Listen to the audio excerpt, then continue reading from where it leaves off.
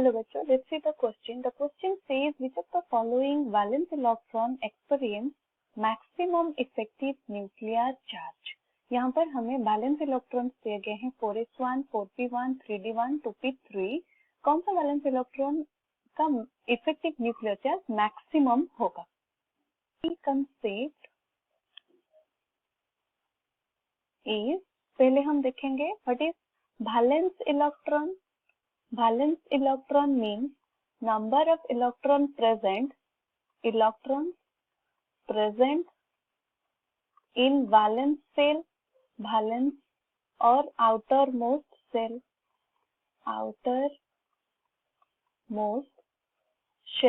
Next हम देखेंगे effective nuclear charge. Effective nuclear charge, which can be written as Z effective. Effective nuclear charge is the nuclear charge. This is the nuclear charge experienced by an electron. Experienced by an electron is known as effective nuclear charge. Effective nuclear charge Z effective depend करता है किसके ऊपर? It depends on type of shell present, type of shell and orbital in which the electron is present.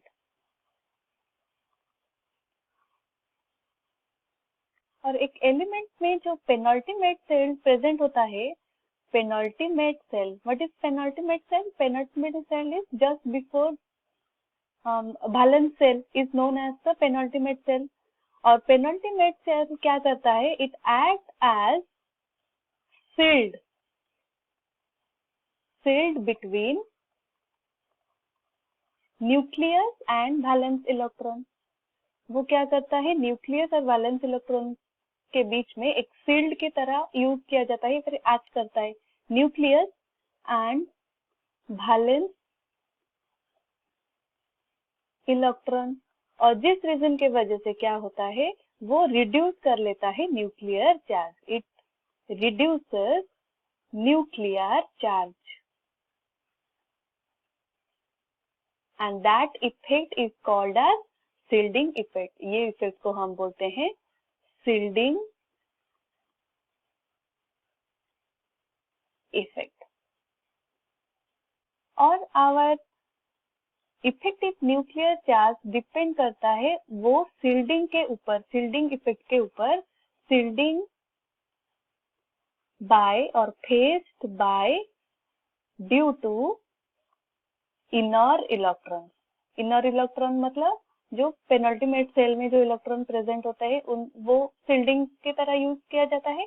और हमारा effective nuclear charge depend करता है वो shielding effect और फिर हम बोल सकते हैं इनर इलेक्ट्रॉन का शील्डिंग के ऊपर.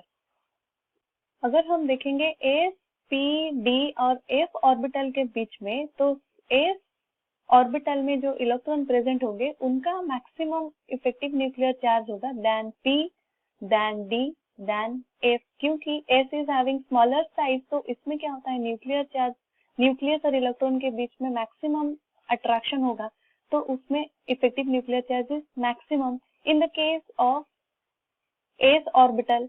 कमिंग टू शेल के केस में भी क्या होता है, अगर हम ग्रेजुअली इंक्रीज करते जाएंगे शेल, 1 सेल, 2, 3, 4 सेल, तो 1 सेल में मैक्सिमम इफेक्टिव न्यूक्लियर चार्ज होगा, then second shell, then third shell, then fourth shell, then fifth.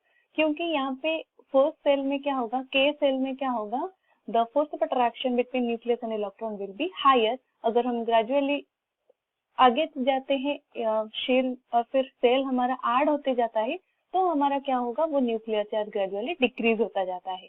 तो यहाँ पर हम क्या देखेंगे, हमें जो ऑप्शन दिए गए हैं that is among 4s1, 4p1, 3d1, 2p3. तो यहाँ पर हम क्या देख रहे हैं, among all those given options, यहाँ पर सेल जो lowest shell present is 2 shell, second shell यहाँ पर प्रेजेंट है। तो सेकेंड सेल में compare to third and fourth shell में, तो सेकेंड सेल में हमारा इफेक्टिव न्यूक्लियर चार्ज मैक्सिमम होगा। तो हाईएस्ट और मैक्सिमम इफेक्टिव न्यूक्लियर चार्ज जो शो करेगा that will be 2p3। Hence, the correct option will be option D, that is 2p3 is the valence electron जो कि experience करता है maximum effective nuclear charge. I hope you have understood it well. All the best.